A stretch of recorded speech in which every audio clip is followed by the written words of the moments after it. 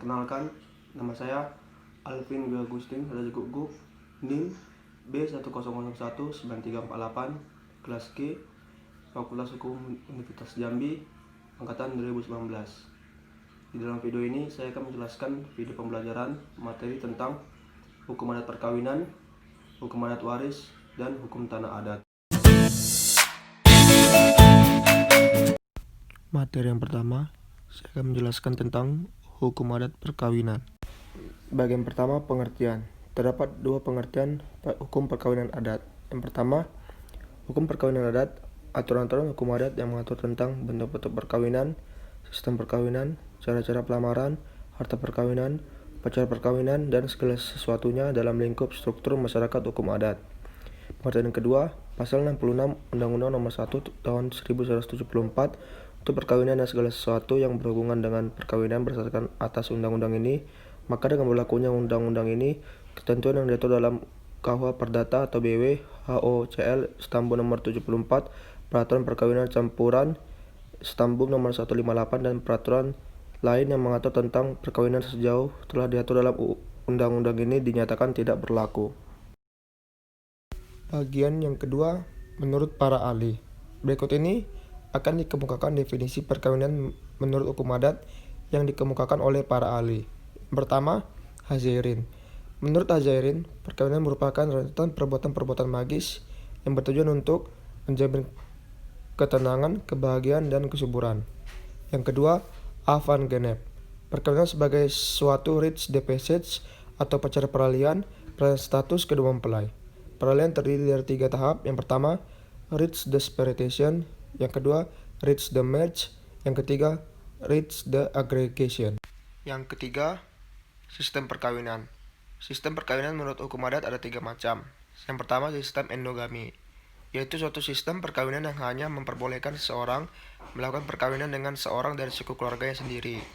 Yang kedua, sistem exogami, yaitu suatu sistem perkawinan yang mengharuskan seseorang melakukan perkawinan dengan seorang dari luar suku keluarganya. Yang ketiga, sistem eleuterogami, yaitu sistem perkawinan yang tidak mengenal larangan atau keharusan, seperti halnya dalam sistem endogami ataupun exogami. Yang keempat, larangan yang ada di dalam hukum adat perkawinan. Larangan yang terdapat dalam sistem ini adalah larangan yang bertalian dengan ikatan kekeluargaan, yaitu larangan karena yang pertama, nazab atau turunan dekat, seperti kawin dengan ibu, nenek, anak kandung, cucu atau keturunan garis lurus ke atas dan ke bawah, juga dengan saudara kandung, saudara bapak atau ibu. Yang kedua, musyarah atau pariparan, seperti kawin dengan ibu tiri, menantu, mertua, anak tiri. Yang kelima, asas-asas perkawinan. Asas-asas perkawinan menurut hukum adat sebagai berikut.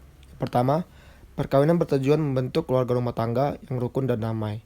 Yang kedua, perkawinan tidak saja harus sah, tetapi juga harus mendapat pengakuan dari para anggota kerabat. Yang ketiga, perkawinan harus didasarkan atas persetujuan anggota keluarga dan anggota kerabat.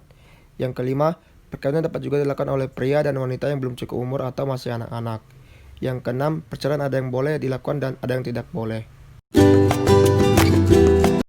Materi yang kedua tentang hukum adat waris. Bagian pertama, pengertian. Hukum waris adat adalah hukum adat yang memuat garis-garis ketentuan tentang sistem dan asas-asas hukum waris. Tentang harta warisan itu dialihkan penguasaan dan pemilikannya dari pewaris kepada ahli waris.